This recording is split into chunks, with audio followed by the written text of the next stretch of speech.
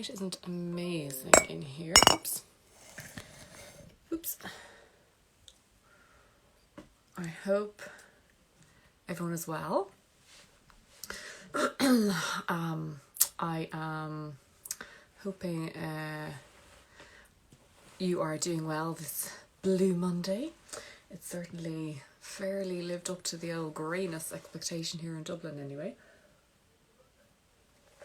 I had a very spicy curry, so my lips are a little bit... Anyway, I hope you're really well. Brief introduction coming. My ring light isn't working, so it's a little bit dark, but anyway.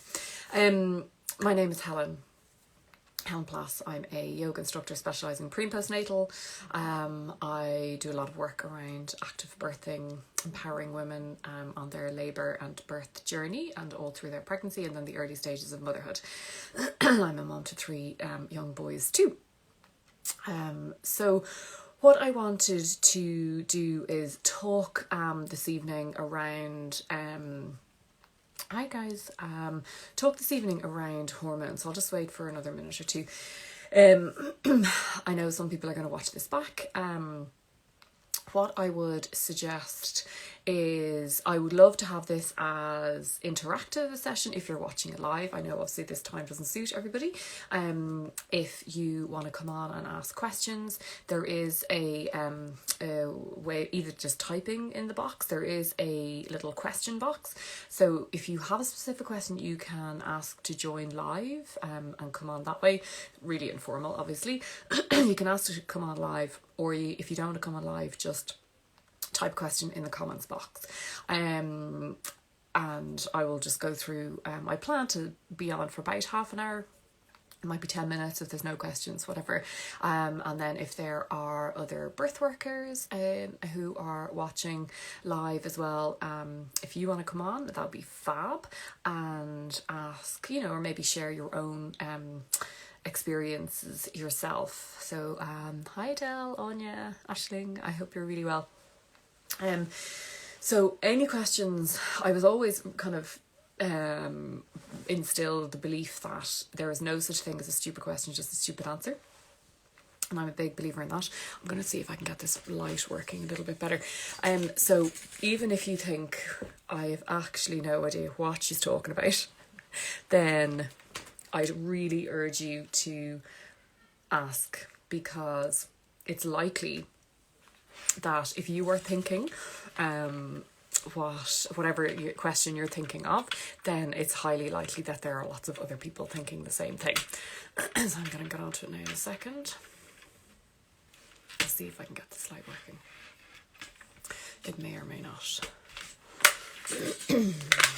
Nico, my little fella, broke my ring light there the other day, so I have to get a new one. It's probably as good as I'm going to get it. So hi ladies, hello, I hope you're really well this evening. So as I said, I'm going to start now in a sec.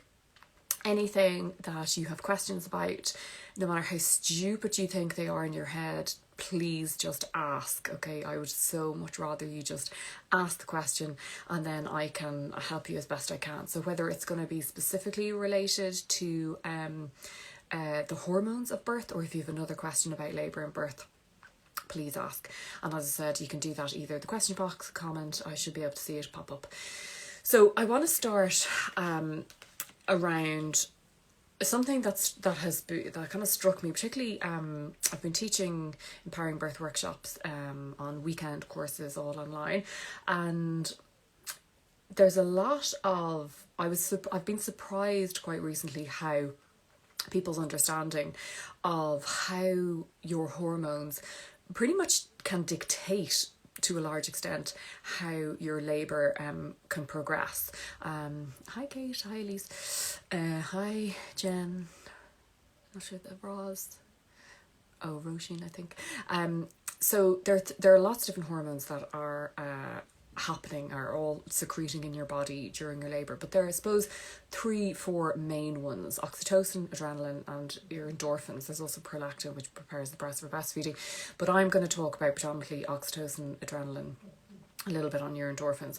But oxytocin and adrenaline are so important on helping you have a smooth a labour as possible. So I'm going to be fairly basic in terms, so I apologise if there's any medics watching, but I want to try and be as basic as possible. And at any time you have a question, please ask. And also, if there's somebody else who can answer the question, you can chime in. And or also, if you've had an experience of labour and birth already, like, it would be fab if you came on as well, and just to share your own experience and how your labour progressed. So, oxytocin, the first one. So this is the hormone of love. Okay, so everyone probably knows that. It's present in lots of scenarios, very intimate scenarios like sex, like orgasm, birth, and breastfeeding. It's all around bonding. It's all around that beautiful feeling of feeling safe, warm, protected, loved. That's when it's secreted most. It is also responsible for your uterine contraction. So it is responsible for your uterus to dilate, for your uterus to contract, and therefore to the cervix dilates up around the baby's head, and all during your labour. So this is very basic terms now, but basically as your labour progresses, your oxytocin increases. So that is like the basics, if you like, of oxytocin. I've written a big blog on this on NurtureMamas.com. If you look up, I think it's called, I must find it, something like how hormones can make your birth easier. So your oxytocin is, I think it was Dr. Michelle O'Donnell who said, basically how you became pregnant is in essence how that environment is how you wanted to shape your birthing experience and your labour experience. And for many people that would be like, pardon, what now? My labour was nothing like that. Or the ingrained beliefs on what I believe labour to be because of all of these stories I've heard and all the media I've consumed throughout my life. I do not believe labour to be this beautiful, gentle, powerful, but sexual for some people, but it's the same hormones experience. So, oh hi Pam, you're there. So it is absolutely, oxytocin is absolutely crucial in order for your labour to progress smoothly. So it's a really shy hormone. So if you think of that feeling when maybe, it's like when I'm teaching workshops and I talk to my couples, it's like if you don't have any other kids, let's face it, on a weekend morning, and maybe you're all, you've been intimate with your partner and you're feeling all loved and cozy and warm. Like, that's really the sensations of oxytocin flooding and flourishing throughout your body. So safety, that's just warmth. I call it a love nest. So what you want to try and do is really simulate that love nest in your labouring experience. So it's a really shy hormone though, so it doesn't like to be monitored. It doesn't like cold environments. It's not going to flourish if you feel like you're under stress. It's not going to flourish if you feel threatened in any way. So when you're birthing, I know you're not an animal, but it's useful to almost think of yourself as another animal, or cave woman times, and think about, even if perhaps if you grew up with cats or dogs or on a farm or surrounded by animals, and so when an animal was giving birth, they're not going to give birth in the middle of the day on their back in the middle of the field. So that just doesn't happen. So what you want to do is you want to feel safe. So most animals will birth in the dark, at nighttime, in quiet corners. And that's kind of the same for humans. So what we want to try and do, hi Anya, what we want to try and do is recreate that beautiful idea, the cave woman idea. Yeah, exactly, Pam. So it's like you want to try and recreate that idea, and particularly now with COVID times, like, it's so shit. It's so hard for, like, I would really have hated to laboured on my own, particularly for my first labour. Like, that's just asking, I think anyway, too much of women to be on their own.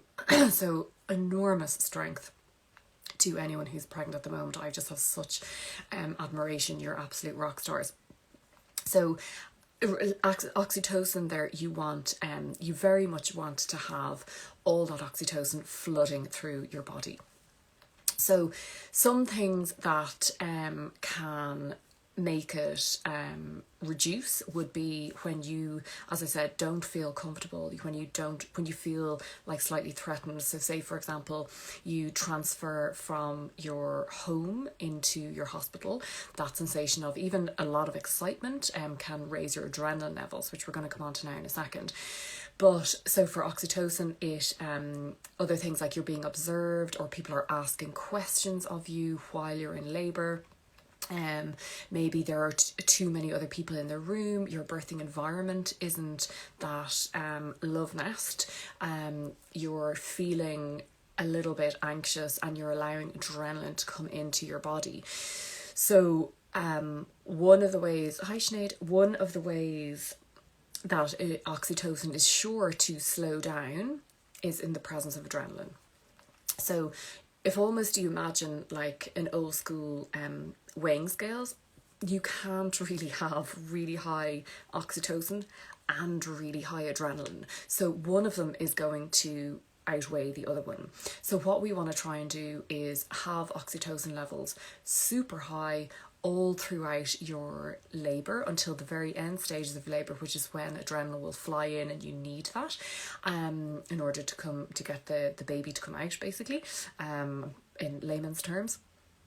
So what you very much want to make sure is that you are allowing that oxytocin to flourish. So the more oxytocin there is in your body, the quicker you'll dilate, and most likely, and unless your baby's in a really tricky birthing position, which can slow things down.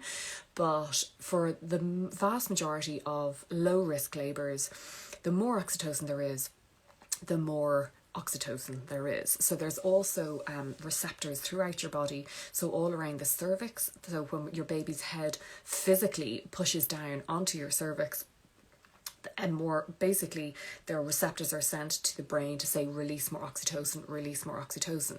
So you not only have the importance of your physical positioning, so the more upright you are during your labour, the more oxytocin is going to produce. And then once you have lots of oxytocin in your body, it's like a big circle. The more oxytocin there is, the more oxytocin there is, and generally the faster you will dilate. So also you need to have strong, powerful contractions to bring more, to speed up your labour. You do want good, strong contractions. So you want to be physically moving around.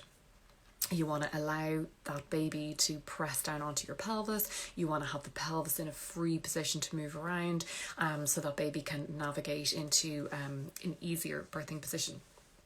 So again, to flourish, just to highlight that again, in order for oxytocin to flourish, you need to feel relaxed, to feel calm, to feel warm and private. So if you're trying to almost try and recreate, if you're birthing in hospital and you have left your home, is that why it's given, sorry, Adele, as part of an induction?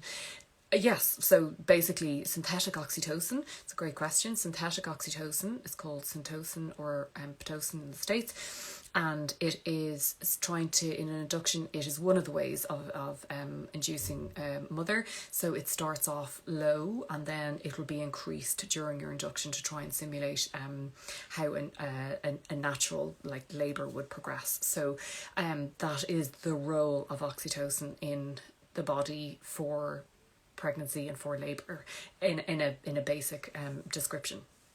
I hope that answers your question, Adele. So if I said to you if I asked you a simple question of, when I say to you labour and birth, what words would come to mind? So just off the cuff, you can even shout a few into the comments there. For most people, you're welcome, Adele. For most people, it's not going to be peaceful. serene, calm. For a lot of people, it will be probably the more negative connotations of that, this, what I've said a minute ago about being ingrained in our psyche, deep in our subconscious brain. A lot of people would say pain, fear, like agony, drugs. A lot of people aren't going to describe it as the birth, as that beautiful description of warm, private love nest. A lot of people, but that is what you need in order, which is why, for your dilation to flourish, which is why you will hear a lot of people who stay at home for a long time during their labour, they progress really quickly, or a lot of home births, is because the woman is so relaxed. 99% of the time, that is why. If you think of the second hormone now, if I just mention it briefly in terms of adrenaline, actually, this reminds me, just before I go on, there's a lovely quote from Dr. Sarah Buckley. She's an Australian doctor and obstetrician. No, she's not, she's a doctor. The parallels between making love and giving birth are clear, not only in terms of passion and love, but also because we need essentially the same conditions for both experiences: privacy and safety. So again, if you're bringing yourself back to your cave woman, or if you're bringing yourself back to the connotations of being an animal, even though I don't particularly like to compare us beautiful women to animals, it's that privacy and that love. And a lioness is never going to give birth in the middle of the day when you're having time constraints, and if there are dudes walking past going, I think I might eat you, so you need to have that privacy. So the second hormone we spoke about was adrenaline. So adrenaline is the complete opposite to what you want in this early part of your labour.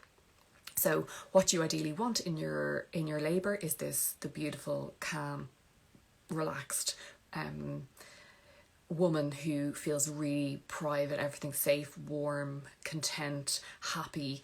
Not most of the words that you would associate with labour and birth. So then you have adrenaline in your body. So once you start to feel a little bit of fear, you start to have lots of people around, you have a lot bright lights, you have people monitoring you, people coming in and out of your room, asking you questions, and then kind of maybe you get a vaginal examination, and it's kind of like you're only lovely at 1 to 2 centimeters, and you've been there for a few hours, so we might need to kind of speed things up a little bit. All that's going to do is flood the woman with adrenaline. So adrenaline, as most people will know, is the hormone of fight or flight. So what it does physically in the body is that when it's released, it will inhibit oxytocin. So your labour can actually completely stop and completely pause because of adrenaline in the body. And there's a great book, Ina May Gaskin, Ina May's Guide to Childbirth, who I'd recommend anybody read if you're pregnant, considering pregnancy, or even as a cathartic thing to kind of heal or whatever from if you didn't have a labouring experience. But she's a brilliant midwife, Ina May, but she has loads of stories in her books about how the presence of adrenaline, in essence, and fear overtakes and completely stalls people's labours. And that beautiful phrase of failure to progress, it's so horrible. You just feel like such a failure, which is just pure shite. So what'll adrenaline do in your body? So it'll make your heart rate a little faster. You'll start to breathe a little quicker. You start to feel quite anxious. You may kind of sweat a little bit. And all of the blood is shunted away from your non-essential organs, of which your uterus is non-essential. So even in labour and birth, your uterus is a non-essential organ. So the blood flow would move away to your big muscles in your arms and your legs, in essence, to prepare you for fighting or flighting, so fleeing and get the hell out of there. So again, going back to our cave woman days, it protects us. So it allows the lioness or the dog or whoever to stop her labour, to pick up her if she's given birth to one, to pick up and move, or if she is in the middle of her labour, to pause and to wait again until she feels safe and content, and oxytocin comes up and adrenaline comes down. So what can also happen is that the blood flow can move away from the uterus, which will make your contractions feel painful, like really bollocking painful, when you may have been doing grand for the first little while and the first few hours. So it's just, if you imagine, like, I know you can't see my bicep here, but if I was like, you know, contracting like a muscle, you need blood flow, lots of oxygen to come in and take away the lactic acid. So it's, your uterus is a muscle that gets used, it's tired because it is contracting. So if you're having adrenaline, I know this is like, it is, I'm trying to keep it as kind of, you know, layman's terms, if you like, so that it can feel relevant for you. If anyone has any questions, other questions, please come on and ask. Or if you want to come on and share your own experience, you can request to be in the video. That's like, I'm cool with that. So if you want to share or have questions, please do that. So what else was I going to say about adrenaline? Yeah, so basically the most important thing that you need to think about adrenaline is that when your oxytocin, when adrenaline is high, your oxytocin, it inhibits, it can't be really high at the same time. So you have this stalling or real slowing down of labour. So some of the things that can affect a woman or allow that adrenaline to rise in pregnancy can be simple things like your birthing environment, which is why I'm such a huge advocate of birthing preferences documents. Like, some people would have called them birth plans, can't plan for a birth, but like birthing preferences, just a page of really, really simple open-ended statements and questions that you things that you prefer to happen. They mightn't all happen, half of them might happen, one of them might happen, but they're a list that you speak to your midwife or your obstetrician, you know, well before you go into labour, to get their thoughts on it and ensure that it is in line with the hospital policies. There's a lot of that as well. So things like what you can control in labour. Can't control everything, obviously, but there are definitely things that you can shape and control, and your birthing environment is one of them. So whenever I was giving birth, I just did whatever the hell I wanted to. So I brought in my yoga mat, I brought in my own ball, I had my meditations and my, you know, relaxations in my earpods or my earphones, as it was then. I had my own essential oils. I did whatever, you know, and even in my birthing preferences, I would have asked for, if, you know, the lights to be dimmed if it was evening time. I wanted to remain upright for as much as possible to help me to get into different positions. You know, I asked for to be only essential people in the rooms, to not talk to me unless I specifically asked for your help. So all of that is your birthing environment is really malleable in my view. You can really shape it. You can stay at home for as long as you feel safe and your baby is moving and you feel comfortable, and then transfer into the hospital. All of the research, this is kind of on a tangent, but all of the research would now state that if you can get to 3 centimetres going into hospital, particularly on your first, because your first labours will, not all the time obviously, but very often have a big impact on shaping your subsequent labours. So if you can get into hospital and get to 3 centimetres by yourself without any interventions, without any pain relief, the statistics would all show that you are much less likely to require other interventions and other interventions, I would put them as. So even if you were at 3, 4, 5 centimetres and you really wanted an epidural, you're better off really trying to wait to get to 3, 4 centimetres yourself. So all the research says try and get to 3 centimetres before you embark on other help, if you like, if that's what you need. So that's what the research would state. So you're much less likely to have interventions if you can get to 3 centimetres, particularly on your first. So you can ask for a warm room, you can and to not have interruptions, to not very often the most I think midwives are just amazing, amazing creatures.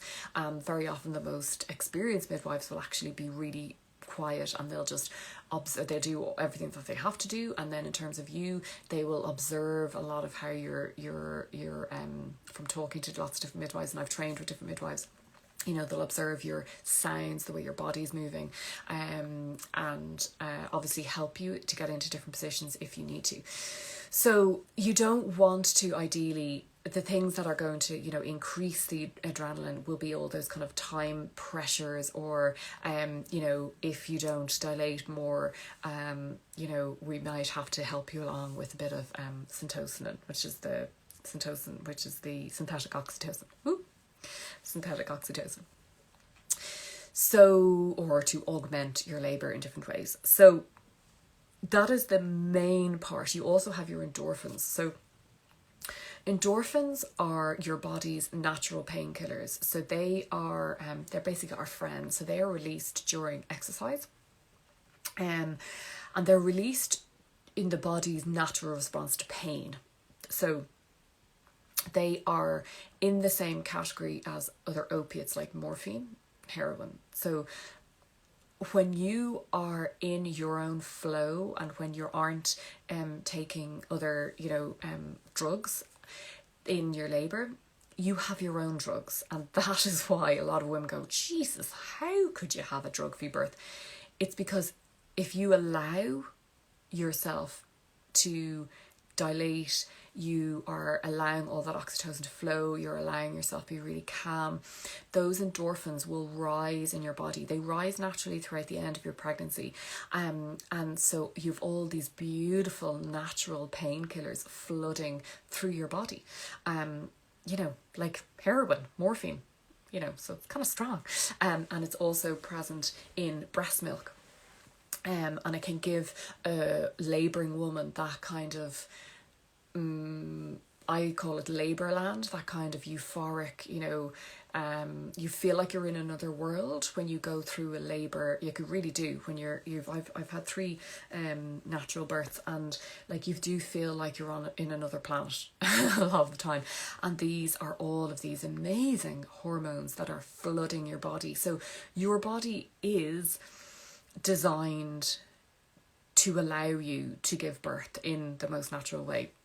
Like a big part of it outside of your hormones is your physical positioning, not just through your labour, but really importantly through your pregnancy. I bang on about this so much to anybody who will listen. So if you're pregnant, or you come to my yoga classes or my birthing workshops, I'm always talking about the importance of your posture during your pregnancy.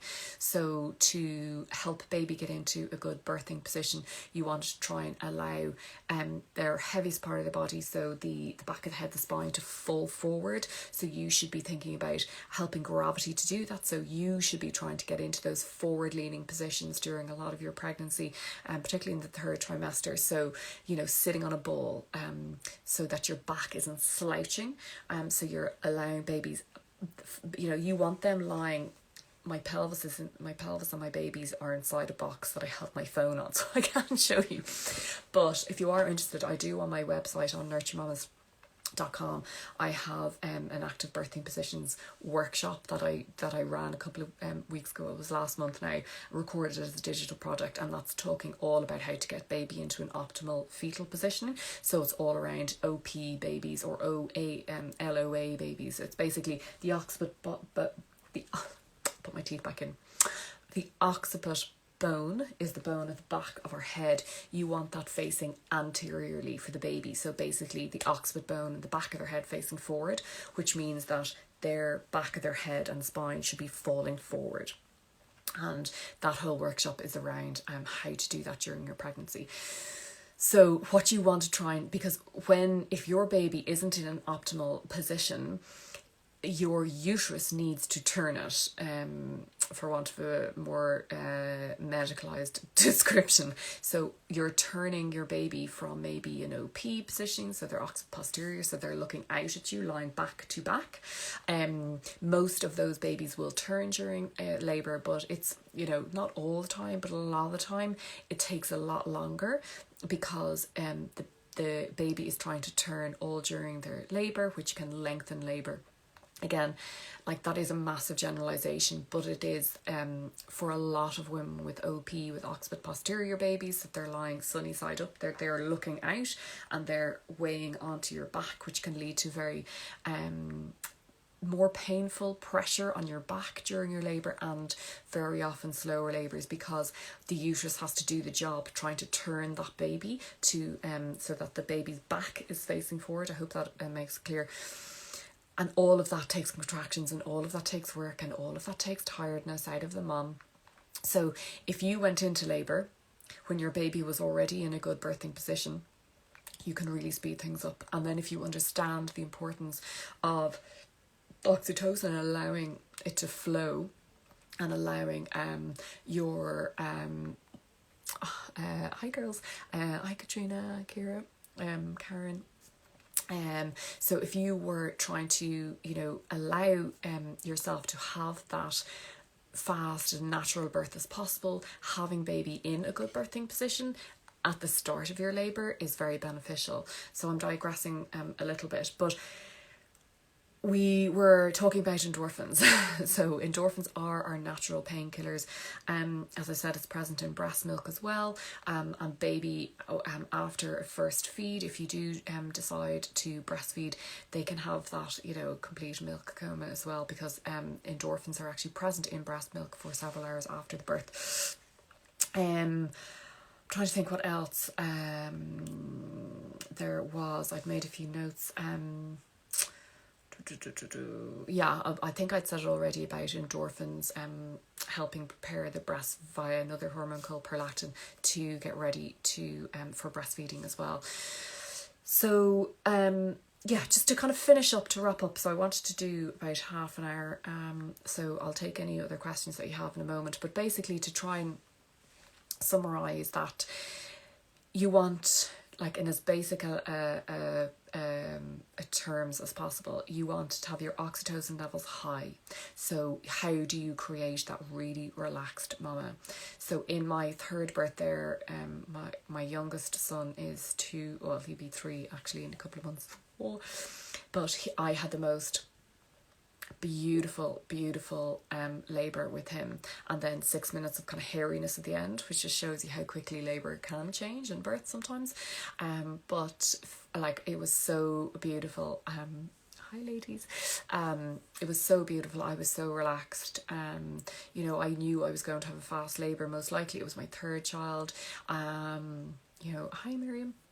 And when I went into the rotunda where I birthed my babies, and I knew I went in quite at an early stage, because as soon as I started contracting, they were quite strong, so I knew it wasn't going to take too long. But I went in and it was beautiful, and I went into I went upstairs to the labour delivery, the rooms beside it, and I went into a bath, a really warm bath. It was absolutely like blissful. It was absolutely blissful, and I was super calm. I had my essential oils, I had my meditations and my relaxations in my ears. You know, my midwife was only coming in every now and again just to check baby was comfortable and happy, that I was okay, and she was like, oh my god, it's like a spa in here. The energy was so calm. I didn't feel any pain, and now if somebody had said that to me, I would have given gone, what? But there was no pain in my contractions. Yes, they got intense, particularly when I stepped up out of the bath, but I was so calm. Like, I was so excited about having Nico, having this baby, because yeah, it was so beautiful, because I'd had a few miscarriages before. I knew it was my last baby. I just felt so blessed. I felt so excited to be about to meet him. I didn't know it was a boy at that point, but I fell asleep. like I fell asleep, like properly fell asleep and dozed off. And, you know, the midwife was in and out. My husband was just outside, and I could hear people outside, but I was like, shit, I don't want to get out. But I knew as soon as I was going to stand up, I was going to have him pretty quickly. So, you know, but it was just so beautiful. So my oxytocin level were through the roof, which is why, you know, I dilated quickly. And then when I did stand up, I could barely move with the intensity. But it was so intense. And when I got out of the bath, like my midwife she just could look at me, and she was just like, okay, you need to get you into the room now. And I was like, and like my whole demeanor had changed. It was much more powerful and intense, still not painful, but just so intense. And then I walked down, and sure, then like, you know, my waters broke, and it was then very intense because of the position that he was in. We think he had a hand on his neck and there's a nuchal cord, so he was, you know, not being very clever. But anyway, he got out in 6 minutes then. But yeah, so the power of being relaxed. I have a lovely acronym I'm always teaching my moms, is RUM. So not to drink, although if that's what you want us to do to keep you relaxed, no judgment. So it's R for relaxed, U for upright, and M for mobile. So if you can stay as relaxed, upright, and mobile as possible during your labour, you will give yourself the best chance at having that type of, as I called it, an empowered birthing experience as possible. So you're relaxed is your oxytocin, keep the adrenaline levels down until the adrenaline levels will surge just at the very end stages of your dilation, just before your baby is ready to be born, which is natural, which is what we want. But so to keep that adrenaline level down, and then upright and mobile. So I wish I had took my pelvis out of the box anyway. So yeah, in order for your baby to descend into that pelvis, to keep the pelvis moving, because your tailbone, like your coccyx, opens, and you're to allow yourself more space. So keeping up those upright forward leaning positions. That upright forward leaning position could be kneeling, lunging on your hands and knees, sitting, standing, leaning over the bed, holding on to somebody. Just for the love of all things holy, I beg of you not to lie down on your back. I beg of you, if you're pregnant, because all you're doing is, first of all, squashing the pelvis, and the pelvis is designed to open and move during your labour. That tailbone is going to be squashed, so the baby, if you're not giving them as much room, you're making it harder for yourself. And also when you lie down, remember what I said earlier, the weight of the baby's head is not pressing down onto the cervix, so you're not encouraging that extra release of oxytocin, so you're making it harder for yourself if you're lying flat on your back. So just to keep yourself mobile, keep the blood flow moving, and keep both you and your baby happy. I'm going to pause it there. If anyone has questions, just write them in. If you want to join and, you know, share your own experiences, you can request to join live there. I'm absolutely cool to whoever wants to do that. Or if any questions, as I said, if you want to find out more, I teach prenatal yoga online twice a week on NurtureMamas.com on a Tuesday and Thursday night. You're more than welcome to drop in. And I'll be starting a prenatal course in a few weeks' time, which I'm just working on that at the moment, which is very exciting. And that'll be like a big 5-month program, which will be going really deep. So I'm very excited about that. But I have the active birthing positions workshop as a digital product that's on the website. You can go on to NurtureMamas.com. I'm just at the moment, literally tonight, I'm just doing the sorting out the website a little bit at the moment, and I also have a full empowering birth workshop, which is basically like 5 hours of content broken up. That will be ready to go on tonight as well. I'm trying to, just between homeschooling and having 3 kids at home, my work over the past couple of weeks has really suffered somewhat. So I'm slightly behind where I wanted to be. But over the coming days, certainly by tomorrow evening, there'll be 2 workshops for digital products that you can purchase and educate yourself at your own time. And you can come on to the yoga as well. So if you have any questions, just please send them here. I don't see any other questions coming in. You can send me a DM separately afterwards. You can send me an email, helen@NurtureMamas.com. You're so welcome. Thank you, Anya. So I'm going to save this. Hopefully it'll save all okay, so you can re-watch it back. Thank you for staying with me. Any comments on the, you know, when it comes up on Instagram TV, just please, thank you for the love hearts. I appreciate them. Well, if it comes on to Instagram TV, then when I get it set up, you can comment under that or send me an email, helen@NurtureMamas.com. But otherwise, my dears, I shall go. And yeah, I hope to see you in a class or a workshop soon. And I hope you have a lovely, rest of Tuesday evening. And take care. Bye. Thanks, girls. Bye. You're welcome.